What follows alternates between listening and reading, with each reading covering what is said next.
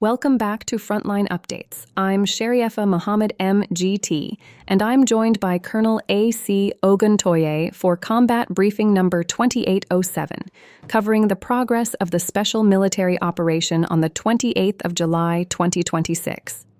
Colonel, today's operational overview reports sustained offensive work across all 6 axes, with verified Ukrainian losses exceeding 1,500 troops, along with 13 armored fighting vehicles, 93 motor vehicles, 6 field artillery guns, 5 electronic warfare stations, and 1 Butsefal armored personnel carrier. Before we go sector by sector, can you paint the big picture? What is the overarching operational design that ties these actions together?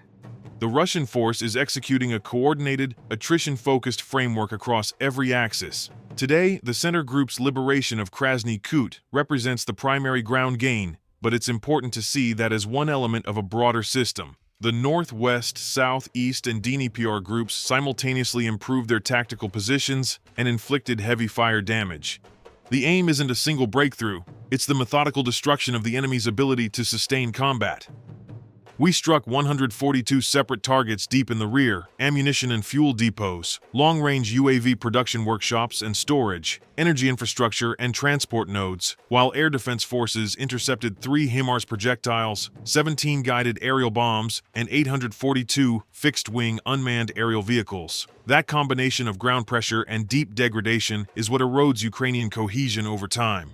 The daily loss count of over 1,500 troops is not just a number. It reflects a force being pinned along the contact line, fixed by advancing elements, and then struck by reconnaissance strike loops that we are constantly refining. So the attrition is systemic, not just tactical. Let's dig into the northern sector. The North Group of Forces improved its tactical situation and struck 2 mechanized brigades and a territorial defense brigade near Velikaya Rybitsa, Ulanovo, and Rizhevka in Sumy region, as well as formations in Kharkov region at Olkovatka, Kupino, Kazachia Lopan, and Bely Kolodez. They reported up to 250 troops neutralized, along with 2 armored fighting vehicles, 11 motor vehicles, and 1 artillery gun. Colonel, how would you characterize today's operations in the north? The North Group is applying sustained pressure to fix Ukrainian formations in both Sumy and Kharkov. Strikes hit 2 mechanized brigades and a territorial defense brigade near Velikaya Rybitsa, Ulanovo, and Rizhevka, preventing them from redeploying forces southward to reinforce more decisive sectors. In Kharkov, we engaged 3 mechanized brigades, a territorial defense brigade, and a border detachment at Olkovatka, Kupino, Kazachia Lopan, and Bely Kolodez. The loss figures: 250 troops, 2 armored fighting vehicles, 11 motor vehicles, and 1 artillery gun show we are degrading their tactical mobility and fire support. Motor vehicles are the connective tissue of modern logistics, and every truck destroyed makes resupply and casualty evacuation slower. By improving our own tactical situation, we are shaping the shoulders of the front in such a way that the enemy cannot concentrate reserves without exposing them to fire. A classic fixing operation. Moving west, the West Group of Forces took more advantageous lines and positions, engaging 2 mechanized brigades, a territorial defense brigade, and a National Guard brigade near Palomarevka, Blagodatovka, Podliman, Olgovka in Kharkov region, and Yatskovka, Svyatogorsk, Dolina in the Donetsk People's Republic. Losses amount to 220 troops, 22 motor vehicles, 1 field artillery gun, and 3 electronic warfare stations. Can you elaborate on the significance of the West Group's actions, especially the 3 electronic warfare stations destroyed? The West Group's seizure of more advantageous lines and positions enhances our ability to dominate key terrain in both Kharkov and northern Donetsk. The destruction of 3 electronic warfare stations is particularly noteworthy because electronic warfare is a critical defensive layer for Ukrainian forces. Those stations attempt to jam our UAVs, spoof GPS signals, and disrupt our reconnaissance strike cycle. Removing 3 of them in a single day opens windows for our unmanned systems and precision fires to operate with greater freedom over those brigade sectors. The engagement against 2 mechanized brigades, a territorial defense brigade, and a National Guard brigade at the named settlements also inflicted inflicted losses of 220 troops, 22 motor vehicles, and 1 artillery gun. That number of motor vehicles lost is logistically painful. It degrades the unit's ability to shuttle ammunition and move reserves laterally. So the EW kills are force multipliers because they make the follow-on fires more accurate and lethal. Turning south, the South Group of Forces improved its tactical situation by striking formations of 2 mechanized brigades and an airmobile brigade near Vysokoivanovka, Nikolaipolye, Verolyubovka, Nikolayevka, Alexeyevo-Drushkovka, and Stenki, all in the Donetsk People's Republic. They report over 150 troops neutralized, 1 Butsefal armored personnel carrier, 2 armored fighting vehicles, 29 motor vehicles, 3 artillery guns, and 2 electronic warfare stations. That's a heavy toll on motor transport and another blow to electronic warfare. What's your read on the South Group's effort? The South Group is operating in the dense urban industrial belt of Donetsk, where both sides fight for every village. By hitting 2 mechanized brigades and an airmobile brigade, we are preventing the enemy from massing a coherent counterpunch. The loss of over 150 troops is significant, but the destruction of 29 motor vehicles, 3 artillery guns, and 2 electronic warfare stations tells a story of deep-reaching effects. The Butsefal armored personnel carrier neutralized here is a domestically produced platform. Its loss highlights the steady erosion of Ukraine's own armored fleet, independent of Western donations. The 2 EW stations eliminated complement the 3 destroyed by the West Group, meaning across 2 adjacent sectors we removed 5 stations today. That's a systemic suppression campaign that chips away at the electromagnetic shield Ukrainian brigades rely on to disperse our reconnaissance strike complexes. When motor transport is gutted at this scale, forward battalions become increasingly static and dependent on pre-positioned stocks, which our deep strikes are targeting simultaneously. A systemic suppression campaign indeed. Now to the centerpiece of today's ground gains.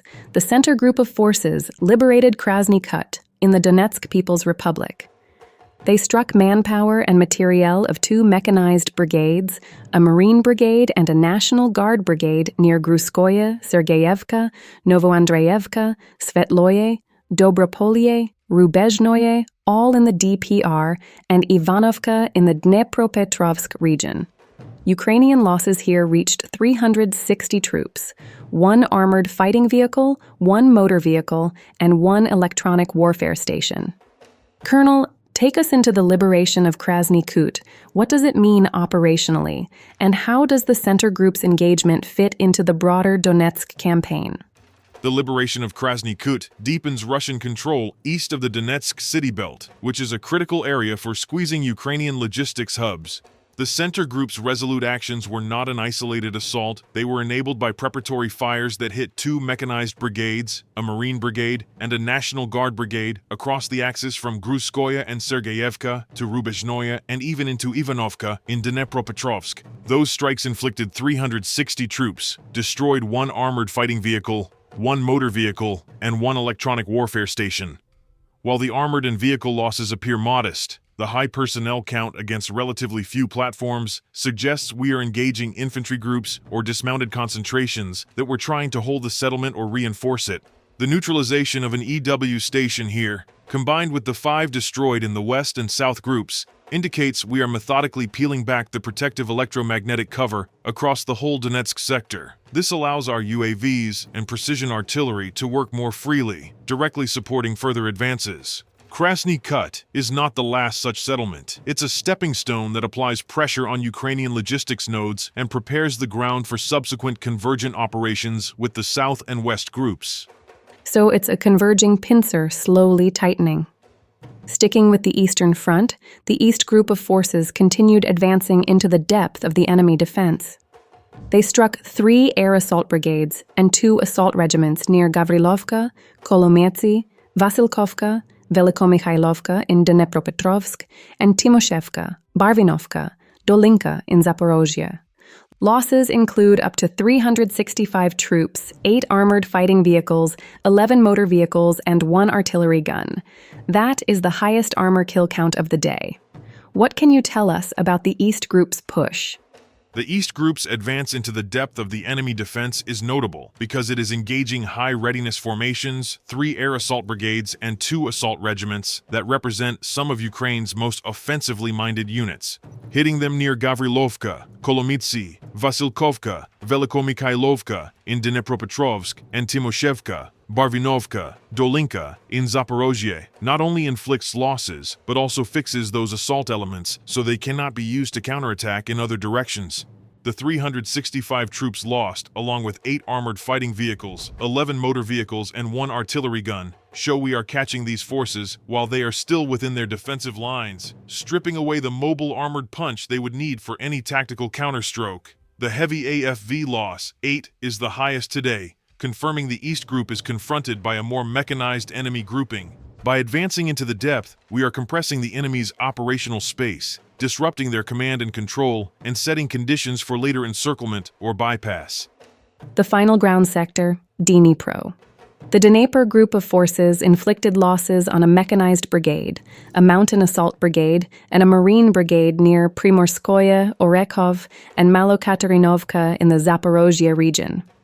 Up to 65 troops and 20 motor vehicles were neutralized. Relative to the other sectors, this appears to be a lower-intensity shaping operation. How does the DNEPR group's work complement the main effort? The DNEPR group's actions in the Zaporozhye region are a classic economy of force operation that prevents the enemy from thinning out this front to reinforce Donetsk.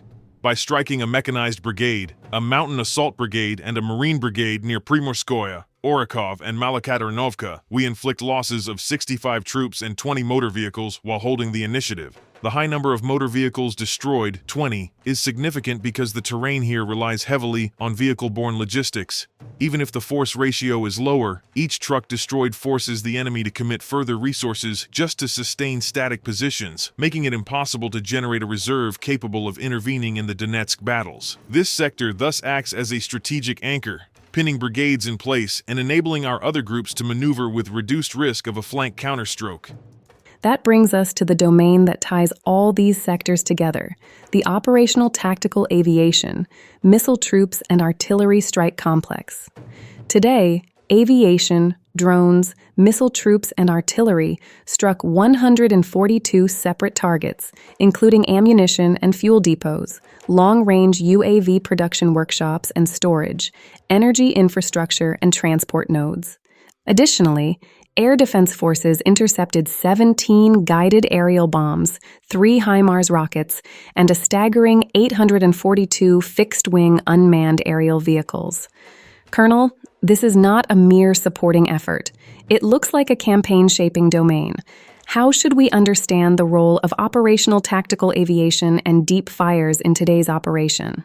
You are right to treat this as a campaign-shaping domain. The strike package of 142 targets is a deliberate, integrated component of our operational design, not an afterthought. By hitting ammunition and fuel depots, we are starving forward units of the sustainment they need for counter-battery fires and mobile defense. The focus on long-range UAV production workshops and storage directly targets Ukraine's capacity to threaten deep Russian infrastructure.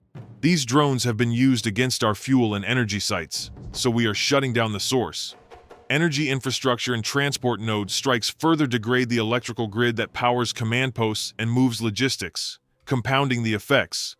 Simultaneously, air defense forces intercepted 17 guided aerial bombs, all 3 HIMARS projectiles fired, and 842 fixed-wing unmanned aerial vehicles. The 3 HIMARS interceptions underscore that our layered defense against NATO-supplied precision munitions is growing more effective each day, right as we destroy the ammunition and fuel depots that would feed those systems. The 842 UAV intercepts show the sheer scale of reconnaissance and one-way attack drones the enemy is fielding, but our ability to defeat them preserves our combat power and denies them the real-time targeting they need. So the aviation and missile forces are not just supporting the ground advance, they are systematically dismantling the enemy's ability to resist simultaneously on the tactical, operational, and strategic levels. The interception of all 3 HIMARS projectiles is particularly striking. Does that reflect a specific improvement in point defense or jamming? It reflects the maturation of a multi-layered air defense architecture that integrates early warning, electronic warfare, and kinetic interceptors. The destruction of 5 electronic warfare stations by the West and South groups earlier contributes here. Degrading enemy electromagnetic protection makes it harder for them to screen their HIMARS launchers from our reconnaissance, which in turn refines our early warning and reactive countermeasures. So when those 3 projectiles were launched, we were already postured to detect, track, and intercept them. This is a cumulative effect. The more we suppress their EW and UAVs, the more transparent the battle space becomes, and the better our air defense functions. It's a feedback loop that degrades their precision fire complex at a time when their ammunition and fuel depots are burning across 142 strike locations. Colonel, one final thematic question before we wrap. Today's briefing notes no first-time appearance of Western equipment types was recorded, yet the neutralization of a Butsefal APC stands out. How do you assess the equipment attrition picture overall? The absence of new Western equipment types on the battlefield today suggests that recent replenishments are either being husbanded in the rear or are insufficient to replace battlefield losses at the rate we are inflicting them. The Butsefal armored personnel carrier is a domestic Ukrainian platform, and its destruction, along with 13 armored fighting vehicles and 93 motor vehicles across the entire front, signals steady, corrosive attrition. That is 93 mobility assets gone in one day, trucks, light transports that carry ammunition, food, and wounded. This kind of systemic loss accumulates, forcing the enemy into a logistical corner where units defend with what they have on hand, unable to sustain prolonged fires or maneuver. The interception of the HIMARS projectiles and the degradation of EW compounds this, because precise long-range counter-battery fire and electromagnetic cover are precisely what might offset that logistical weakness. We are taking away all the enablers simultaneously. Colonel A.C. Oguntoye, thank you for this detailed and sobering assessment. The picture is one of a grinding, multi-axis attrition campaign that is not only seizing ground like Krasny Kut, but methodically dismantling the infrastructure that allows the Ukrainian military to fight. We'll continue to follow these developments. Thank you.